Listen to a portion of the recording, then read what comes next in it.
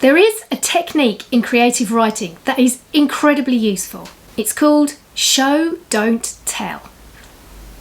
In today's video, I'm going to feel my way through the subject so that I can unravel the magic that will help you with your storytelling.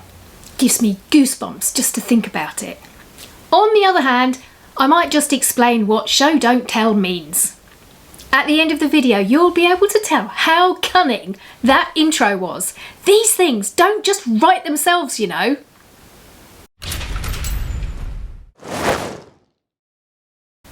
It's something that you may have come across in your creative writing journey, but you might be asking yourself, what the heckity heck does show, don't tell mean?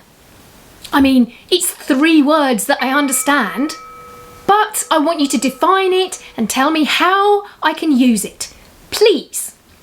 Okay, show, don't tell is a technique that writers use to unfold the story experience as if you were in the room. The plot, setting and characters are related through the experience of the senses rather than a sort of logical explanation of things. It's the how rather than the what. For example, it's a hot day. Now that's telling. There's not really very much that you can gain from that little bit of information. On the other hand, if I show you, I might say, a trickle of perspiration ran down Alfie's neck as he squinted up at the endless blue sky. I'm still telling you it's a hot day, but now you get more chance to feel it. Which one do you think is better and why? Perhaps you could enlighten me your thoughts in the comments. Using that sensory information to show the narrative helps to develop our characters. We can get inside their heads and really sense what they are sensing. Let's say one of your characters is a very nervous, anxious person. Rather than just stating that, if you were to write, Alex jumped as the door banged open, her heart suddenly thumping, seemingly ready to burst from her chest. It was always the same. Whenever she was alone, any unexpected noise brought up her dreaded fears, which started on the night her parents left. Telling might be a more quick and direct route to get your information across, but quite frankly, your reader might as well be reading an instruction manual. You are writing a story, a rich story. So get your reader immersed in that land that you're creating. When you show, you can leave some things up to the imagination of the reader. You don't have to describe absolutely everything in the scene, and in fact, actively encouraging your reader to imagine is what all fiction writers should be doing. Think of your favourite fiction books. They're the ones where you are inadvertently doing a little bit of work to see the story in your head, right? It's like a film rolling as you scan the words. Do you have to use show, don't tell everywhere? No. Let's say your character is catching a flight across the country. Unless there is an integral part of the story happening on that flight, just state Bob packed his overnight bag and flew to Manchester. Otherwise, if you describe absolutely everything, including all the unnecessary details, your story will be as long as War and Peace, and your child reader will not be interested. Okay, I get it, you're saying. I understand what it is now. How can I achieve showing? Here are some tips. Using senses. I think the most important one. As you are writing, ask yourself, what is my character seeing, hearing, smelling, feeling, tasting, as well as all the other senses? Those of pressure, temperature, that sixth sense of proprioception, and that sense of just knowing. It opens up a whole new world of getting inside your character. Describe the taste of the water when they are thirsty. What does it feel like when you know a thunderstorm is coming? Or how do they know what the time is if they don't have a watch or a phone? create a setting. Park the action for a minute. Where is the scene taking place? How does the character interact with this setting? And what are they sensing about it? Showing the sensing plants our feet directly in the soil of the narrative. It grounds us literally in the plot. Don't just show the nuts and bolts of the place, but the time of day or year, the weather, the lighting, the expanse. Is it a cramped space or wide open? All of these sensory details help to tell the story of your setting, which in turn helps to tell the story of your characters.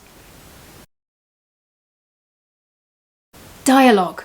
Using dialogue will tell your reader a whole lot of stuff about your characters.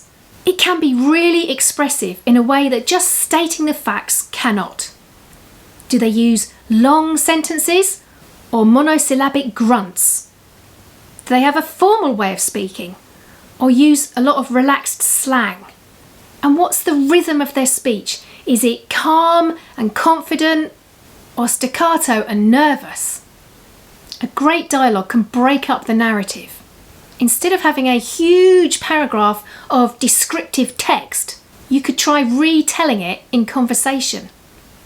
This can also help to differentiate between your characters. Describing the actions. How does the door slam? What does it feel like to make the perfect cup of coffee? The dog woofed at the postman. How did she woof? These are all ways to get into your reader's head. Paint the picture of your action, but using your active words and your descriptions carefully. Here are some great children's book examples. Lord of the Rings, The Two Towers by Tolkien. This is a description of Mordor. Mists curled and smoked from dark and noisome pools. The reek of them hung stifling in the still air. Far away, now almost due south, the mountain walls of Mordor loomed, like a black bar of rugged clouds floating above a dangerous fog-bound sea. The mists curl and smoke. The pools are noisome. This is an assembly of really well thought out sensory expressions. Next up, Imaginary Fred by Owen Colfer and Oliver Jeffers. Usually by lunchtime on the second day, Fred would be almost invisible. And by bedtime on the fourth day, there would barely be a scrap of Fred left, just enough for the wind to catch and whisk him away into the sky. This extract shows us how lonely life can be as an imaginary friend, by showing us how light Fred becomes, to be whisked up into the sky. It indicates how insignificant and sprite-like he can be. And lastly, Otto Blotto Bird Spotter by Graham Carter. They peered for hours and hours into the still, inky night, but they didn't spot a thing. "Don't worry, bird," said Otto. "We will find your family." Graham Carter uses repetition, hours and hours, to show the passage of time, and enhances that feeling of sitting and waiting with his description of the night, still and inky. These are just a few examples. Have a look through your collection of books and see what you can discover. So that is a very brief overview of Show Don't Tell. I really hope that that will help you in your next piece of creative writing. If you think of something that you want to share about Show Don't Tell, then pop it in the comments.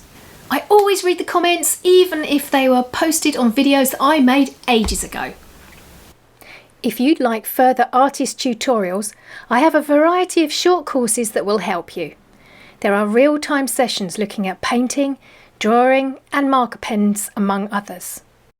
And if you're keen on producing your own book, there is a more in-depth course on what you need to know about self-publishing a book with illustrations. That covers making key decisions, how to make layouts and dummy books, rhythm and pacing, as well as several tutorials on illustrating a book and a look at the tech. You can either hop over to my website or join me on Patreon for more information. Go on, give it a go. Next week I will be doing a lovely art tutorial draw with me, a moonlit night. I'm off to cleanse myself with moonstones and harmonise with the universe. I will see you next week. Nanu nanu.